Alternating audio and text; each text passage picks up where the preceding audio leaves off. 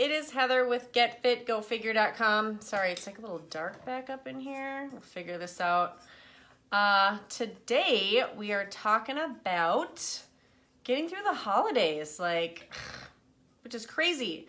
Because the average person gains 10 to 20 pounds over the holidays between November and January, which is a little insane. So we want to keep that from happening. So let me get Jenny out her. She's amazing. The guest declined the live video invitation. Jenny, let's try it again. Approve. Okay, she's getting at it. So a little update. It was super fun this weekend. I went to Vegas and competed in the Natural Olympia, which was super fun. And it got me a couple of bronze medals, so I took third in both sport model and master bikini classes. They were super fun.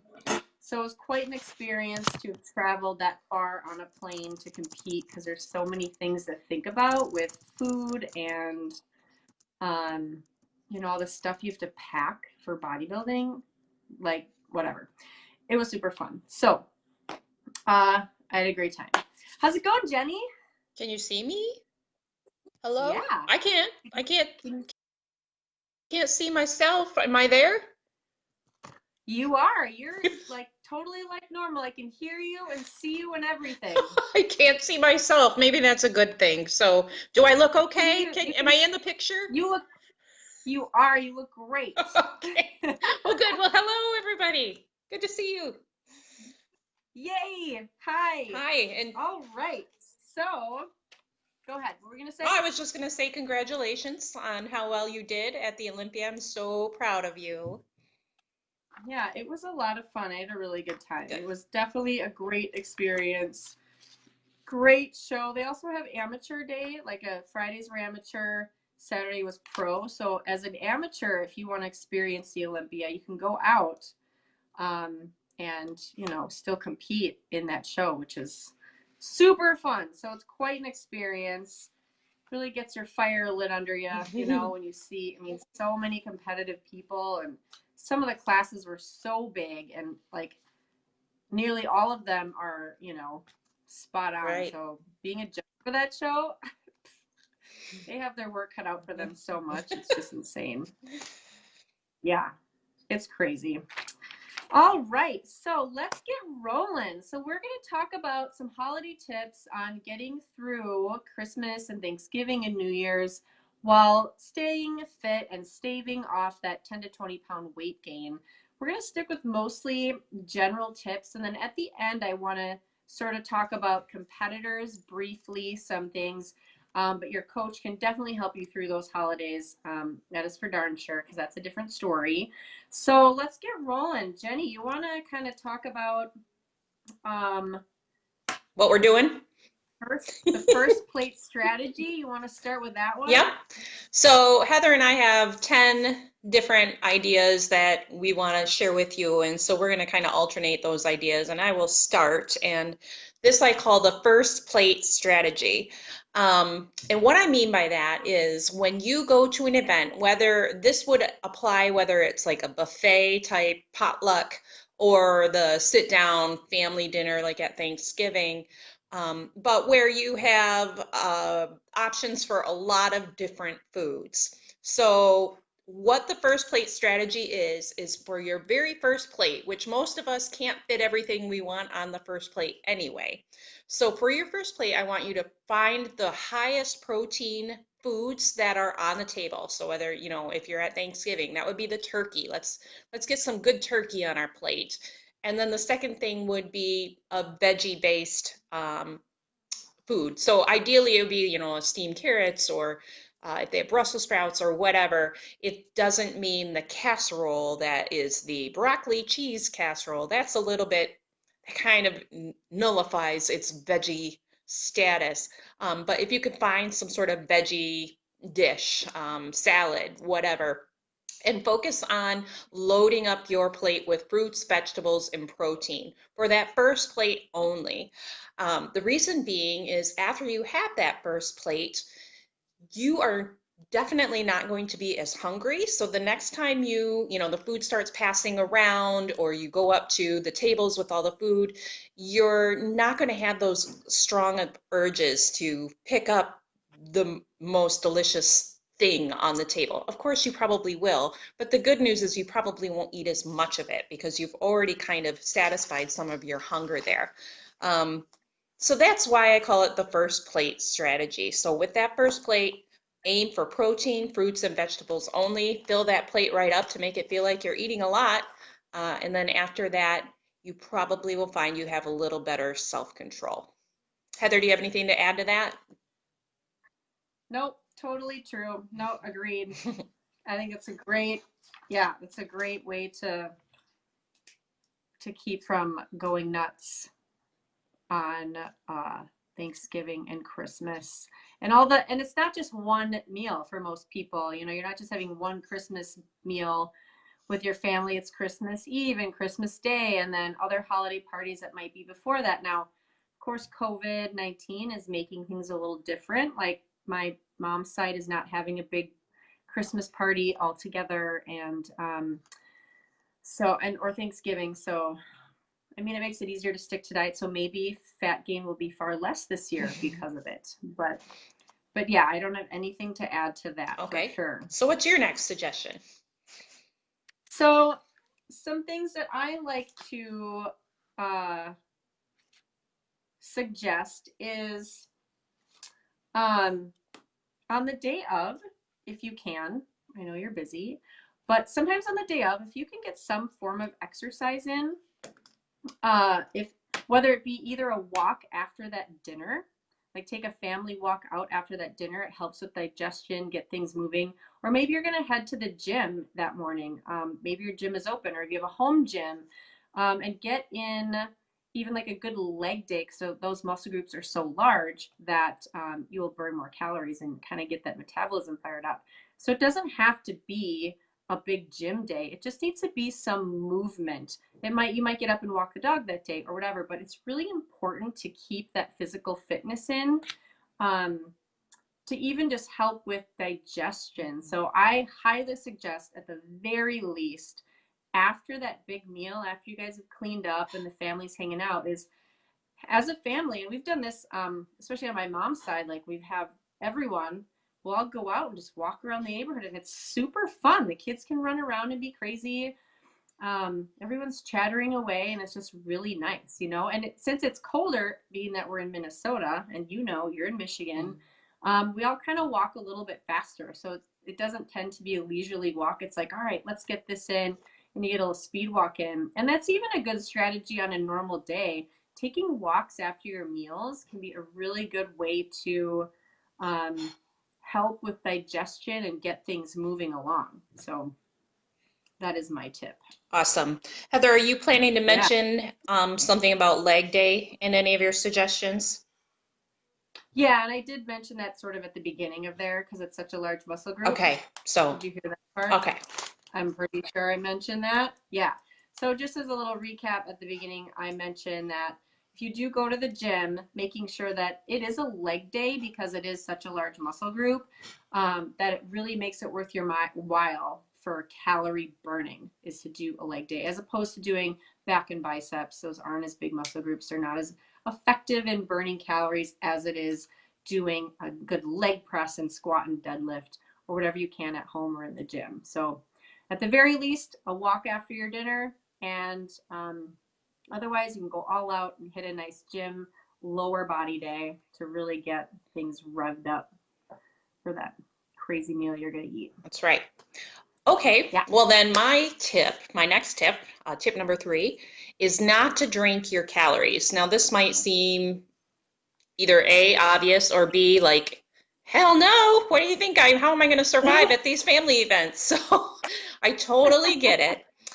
So if you feel like you need to drink your calories, there's a couple suggestions I have. So when I say drink your calories, I'm primarily referring to like alcoholic drinks. There are plenty of non-alcoholic, sugar-free, or Zevia options that are very low calorie. So you have lots of options in that area. But if, as far as alcohol goes, there is no 0 calorie alcohol out there. So what you can do is, I looked it up because I wasn't entirely sure, but a shot of rum, vodka, tequila, and gin are all around 100 calories a shot.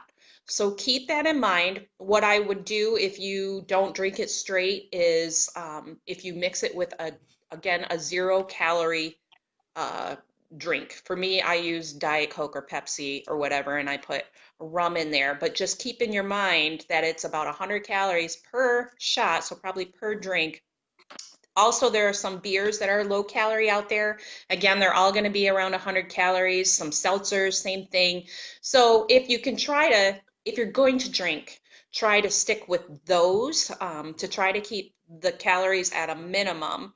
Also, if you think of it, if you can alternate an alcoholic drink with water or some other non-alcoholic calorie-less drink, and then alcohol, water, that will help make you feel like you've got the hand-to-mouth thing going, but not necessarily just constantly taking in calories. So that's my suggestion as far as looking for lower calorie drinks. Keep in mind that shots are usually around 100 calories per shot, and try to use calorie-free mixers. I don't know. I don't drink very often, so I don't know the lingo, but diet, artificially sweetened, not always suggested, but in this case, I feel like you got to deal with the lesser of two evils. And in that case, if you're trying to keep your calories low, then stick with a calorie-free drink. Yeah, agreed. So what I like to do, I'm not a big drinker at all. I rarely drink like ever because it just takes me out. Even a drink, whatever. I'm just an old lady, right? But what I do like to do is I will do hard liquor. Whiskey's my favorite. But I'll mix it with Zevia, like a ginger ale Zevia, or like the diet or the Coke flavored Zevia or whatever. And I'll have one or two of those. You know what I mean? So you can kind of really enjoy whiskey. You really love it. I don't really enjoy a lot of other alcohols, but I don't do a lot of beer. I don't like all the extra carbs. I don't like drinking my calories, as part of that tip. Like, you can put away a lot of calories drinking alcohol. So, let's see, Amanda, suggestion, sugar-free apple cider spice mix. Ooh, it's got artificial sweetener, but it's good low calorie alternative. Ooh, yum. If you want a warm apple cider drink, that's a good idea. Yeah, Amanda, Got where a do little you sugar-free. tell us where you get that from? If you could post that in the comments there, I would love to explore that myself. So, Yeah, me too. That sounds really good. Absolutely. yeah, thanks for the And tip. that might be a little nice, like, contest prep hack. If you're contest prepping, that might be a little something fun to put in, to sip on for sure. Right. Yeah. So Amanda, throw that up in there, and then we'll mention that. That would be great. Totally. Yeah. So, not drinking your calories is an excellent tip. Um, what I want to talk about real quick is kind of going off of the first plate strategy. Um, is a couple things. One, making sure that you're actually eating your fiber. So when you load up your plate, you're going to load up your plate with protein and veggies, and then making sure to portion when you're portioning or scooping things on your plate, you're not taking giant helpings. What I started doing years ago was when I take a scoop of things at like big Thanksgiving dinners, I would literally take half the amount that I'd even want to eat. Because by the time I got done with that plate, I was actually so full, and that was perfect. So if you know your portions by using your hand, a palm-sized portion is about a serving of protein. So if you took some turkey, thinking about a palm-sized portion is 4 ounces, is a serving. The closed fist of your hand is about 1 cup, and that's a really good serving of veggies. So have a couple servings of veggies if you can. But keep in mind, if there's a ton of butter on it, that's also a bunch of fat. And then the front of your fist is about a half a cup. So that would be the size of probably the sweet potatoes or potatoes you want to scoop on. Not the whole size of your fist, but half of your fist. So really that's like a little scoop, and it might look really small when you're doing it, but by the time you get done with everything, it's really a lot of food. And once you've eaten your plate, so you've gone through and gotten that first plate, you've prioritized veggies and protein, sitting and waiting for about 20 minutes before you take second helping. So sip on your water, you're no rush, you're enjoying your family. You'd spend all that time making that food and all of a sudden it's gone in 5 minutes, which is like so disheartening sometimes. You know how hard you've worked on like so many items and meals.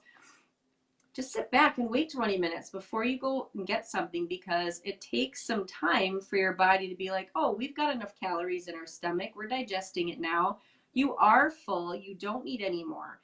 When you eat fast or, go right back for that second plate, you know what I mean? That's when people start overeating and then they get so full, it's just uncomfortable. Mhm. So it can be really important just to take your time and eat slow and wait like 20 minutes before you go and get that next plate, for sure. Awesome. Well, I kind of have one that dovetails on that, and that is to clean, what do I want to say, clear your plate after you're done eating. So let's say you've waited 20 minutes and you're feeling, okay, I'm full. I could have more. We all been there. I'm full, but I could have more. Well, this is what you want to do. You want to take that plate and you want to go put it in the sink or the dishwasher. Now you don't have a plate in front of you, and it is that much harder to now find another plate, get extra seconds. It just takes that option away. It's not like you couldn't do it. I mean, you could get another plate, but it just makes it how many times you sit at the table and you've got that plate and you're just kind of, I'll just put this roll. Since we're still talking, I'll just kind of, and you're just fidgeting. And so if you take the plate away, that helps. The same goes for a potluck, where you're just helping yourself. If you're going around with that plate, oh, I think I'm going to try those little quiche things over there. If you get rid of the plate, it takes the option away. It at least makes it harder. Is it a foolproof method? No. But sometimes we can just be so mindless about it. We're not even thinking about the stuff we're putting on the plate or taking off our plate. So if the plate isn't there, you're removing that from the equation. Absolutely. Um, and even uh, and even going off of that, I mean, all of these tips, these last bunch of tips with the first plate strategy and um, removing your plate or waiting 20 minutes before you get something, and just taking your time. Another strategy that can help with that is to put your fork down between bites. So my oldest son, I swear to God, every day I have to tell him to slow down and stop eating like a caveman, because he will literally lean over and he's like shoveling. And he's not even finished with his first bite. He's already got his like fourth bite in his mouth while he's eating. He's so crazy. So it's a really great strategy. And it's even actually really good etiquette when you're Mhm. like out in social settings, to take a bite and set your fork down, chew, chat, have a sip of water, whatever, or wine or whatever. Pick up that fork, take another bite, you set that fork back down. So it helps with taking your time, eating slow, letting your body catch up with the amount of food that you're actually eating. So all of that's kind of like one big theme, is just taking your time, wait to before going back just for seconds or just clearing your plate altogether, um, and just kind of enjoy the meal. Like that's a really big thing. Just taking your time. Right. And just kind of adding to that, one thing, and this kind of applies when you eat, period, I don't, now, tomorrow, whatever, is to be, when I say mindful, it's like, I want you to think about, this really tastes good. I mean, think about it. Think how it tastes in your mouth. Think about the texture in your mouth. I know that sounds kind of crazy, but it helps because it slows you down. You're chewing longer, which is good. That's getting all those digestive juices going. It's all about your brain getting that signal to you and your body that I am satiated, I'm good. And you have to be mindful about listening to those cues. It's when we ignore them that we get ourselves into trouble. So definitely agree with you, Heather. Yeah. Some other tips. There's actually two I want to cover. Um, And this would actually be in preparation for going before the party. Jenny, did you talk about bringing a macro-friendly dish? Yeah, that was on my list. Do you want me to talk about that? Yeah, let's do that now, and then I'll talk about my next one. Okay. So go ahead and talk about macro-friendly dish. Okay, so this is my trick all the time, and that is to bring a dish to pass. Oh, it can be even for family dinner. Hey, what can I bring? How about I bring this? Or potluck, but bring something that you know already is lower in calories. It is macro friendly. You know that worst case scenario, I am going to focus on this particular dish right here because I know what's in that. So I have some suggestions. If anyone ever needs that, please post that in the comments. I can talk to you about those. Um, but there's a lot of things you can make that are actually quite substantial in size, but yet if you were to eat the whole bowl would probably still be under 1,000 calories, which I'm not suggesting you do, but I'm just saying that it's out there. So it's kind of your go-to dish um, to put on your plate along with the other things, but to help kind of take some of that space and make sure it's something you obviously like.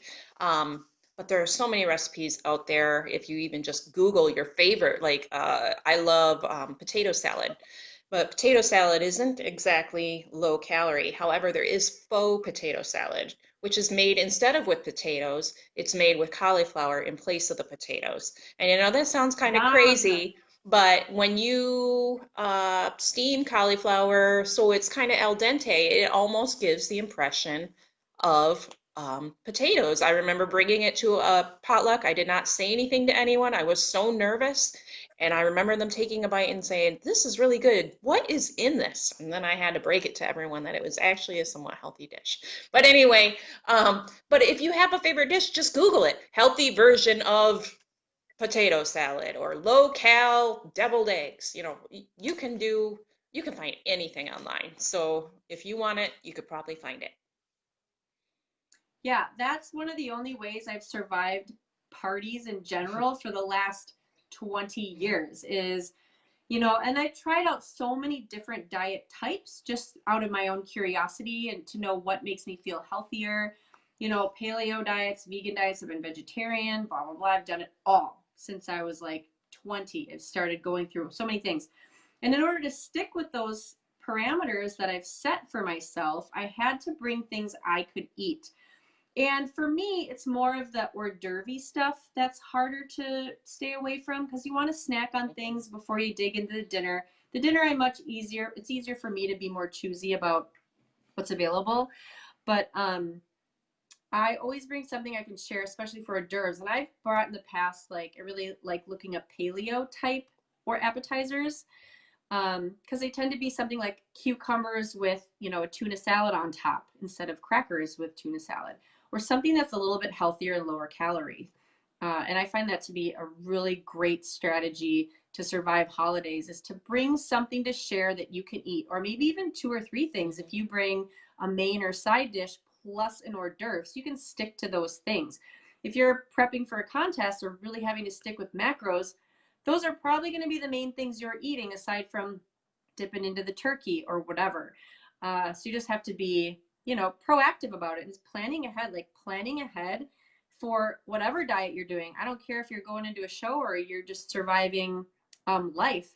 You need to plan ahead to stay organized with your nutrition and your fitness. Um, and it's really important even just to stay organized with your kids' school and trying to get them out the door without forgetting everything. You know what I mean? Planning ahead is key. Like that's number one for everything, always, That's right. as a side note. Ooh, Amanda has something else here. Butternut squash casserole rather than sweet potatoes. Mm. Yes. Ooh, you know what else? Dumpling squash. I just bought a buttload of that at the farmer's market. And that's what I ate all last week just to add bulk for the carbohydrates going in my prep. I could have twice as much as that than sweet potatoes. And it was sweeter. It was so, oh my God, it tasted so good.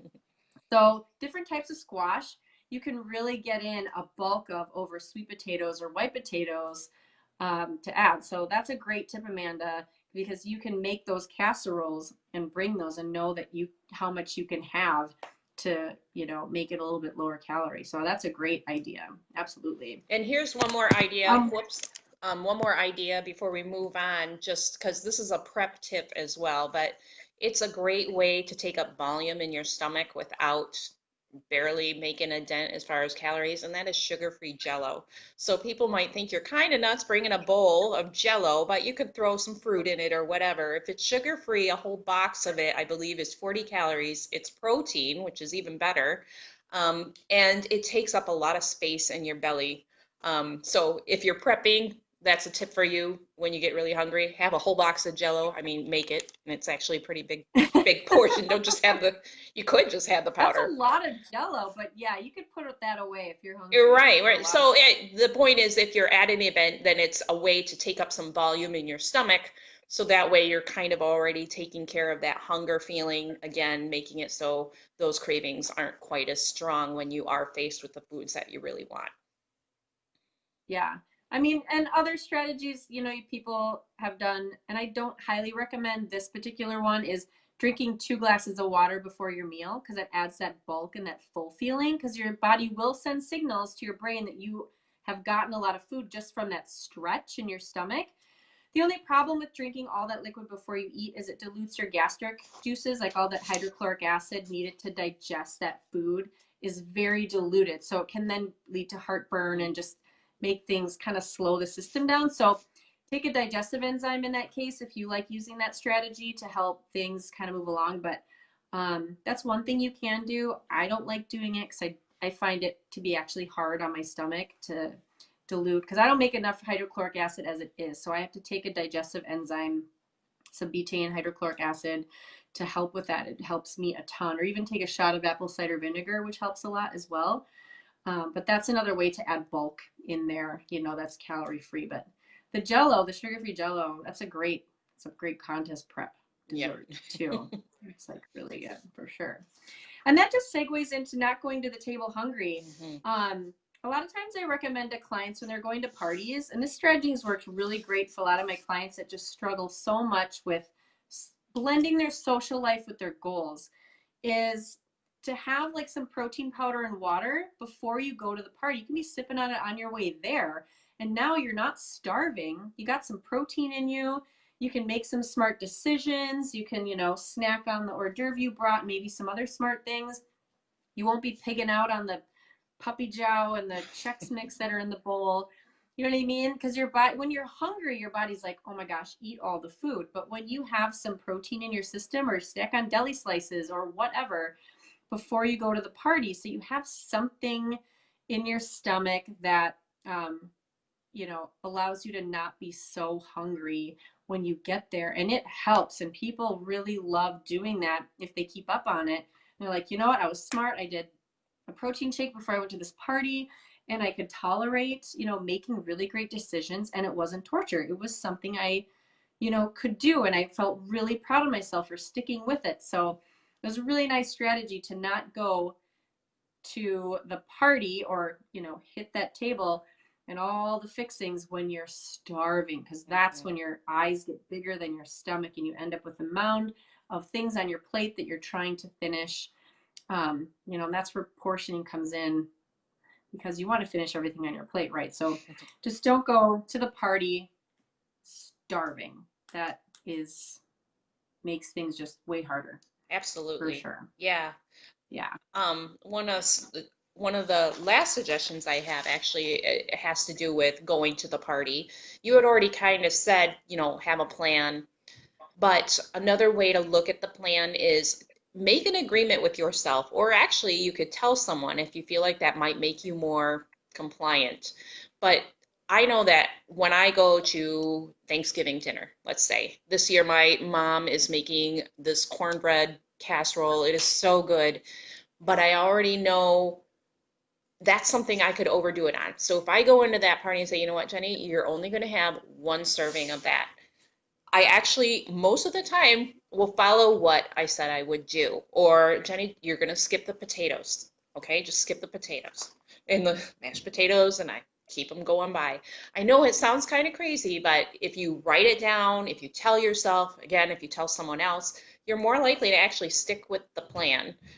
as long as you're not hungry, like you said. I mean, that's, if there's one thing we can probably convey, it is that one is number one. Do not go to an event hungry. You will just throw everything out the window.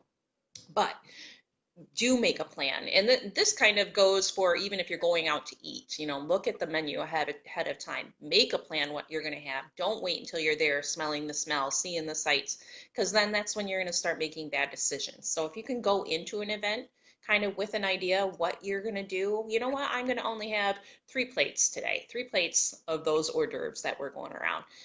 That can actually help. It's just a commitment strategy. And again, you could always post it on social media if you really wanted to go hardcore.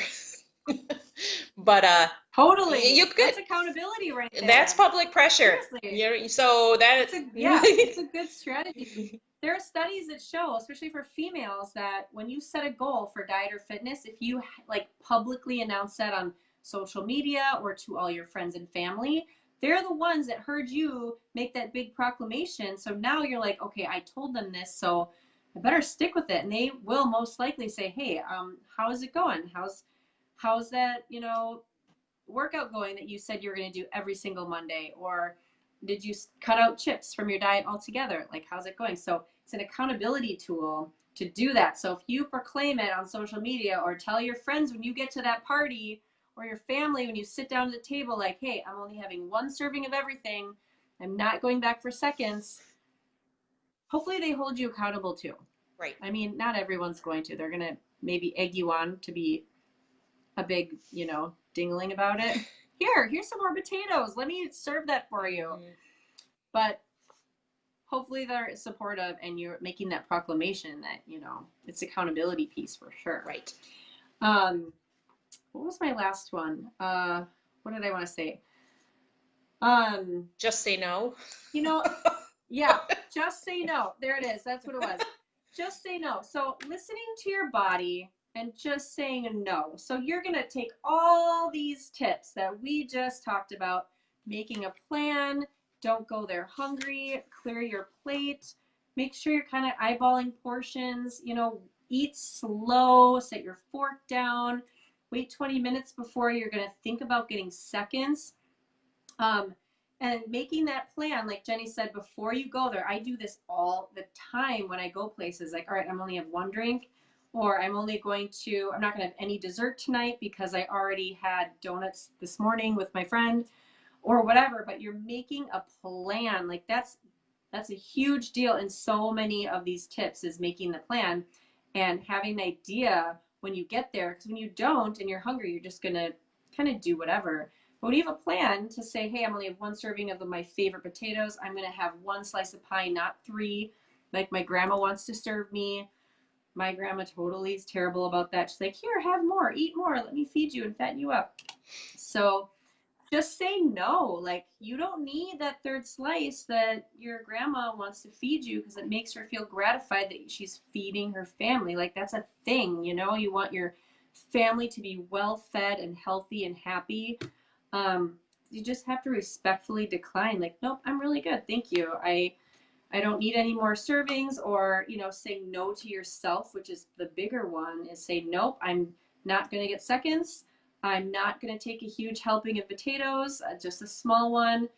I will not sit here and be lazy after dinner. I will go out for a walk and someone will come with me. I know it. I'm not going to drink my calories. You know what I mean? Like, just say no. So have a plan and listen to your body and just say no. Like, you got this. And these are not tips just for holidays. This is year-round party social life tips. You know what I mean? This is what we should label it, is how to have a social life while you're staying fit. Like, this is what people do year-round. This is what I've done for 20 years to maintain my body weight. I gain weight very easily and it will creep up on me. And when I get busy and stressed, there were 2 years recently where life was horribly stressful. I couldn't even take care of myself and my weight creeped up, and it creeped up about 15 pounds, which is a lot over time. So if that keeps happening over 5, 10, 15 years, this is how people end up 40, 50 pounds overweight and unsure of how they even got there. It doesn't have to be a fast progression, be very slow. And that's what happens to me. So I have to keep it in check all the time.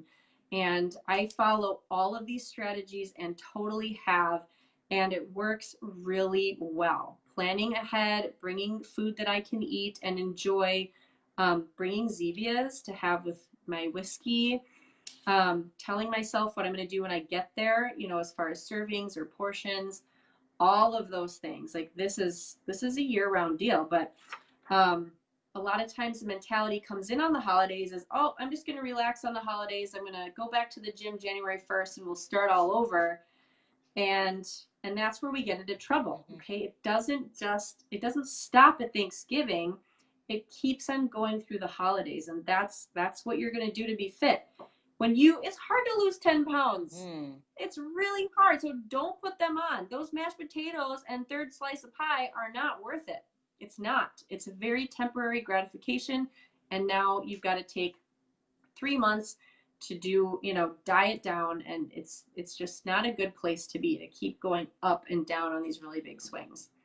I agree. That's my spiel. That's a good spiel. I was going to say that the biggest thing is, oh my gosh, it just off it went. But, it's gone again. Anyway, never mind. I really had something I thought was words of wisdom to share, but apparently it wasn't that wise because they're gone now. But, I remember, guys. So it's, yay! And it's really not that big a deal. But when Heather says it's not worth it, I know all of you have thought this. It's not worth it after you eat it. You're like, oh, I wish I wouldn't have done that. So I want you to think about that before you eat the food. I do it. I know that you don't think I get tempted all the time. Do I mess up? Of course they do. But more times than not, I'm able to remind myself, because I work so hard in the gym, I don't want to have to undo what I've done. I've worked so gosh darn hard. It is not worth this piece of pie or that cake. Just keep telling yourself you're worth it. Your body, your health. If we haven't learned anything from the situation going on right now, it's how important your health is. So please keep that in mind this year. Take care of your body. And if you need anything, let us know. We'll share our words of wisdom with you. Yeah. So, and then I want to just take 2 minutes because we want to wrap this up here in the next few minutes. I just want to talk about contest prep really quick.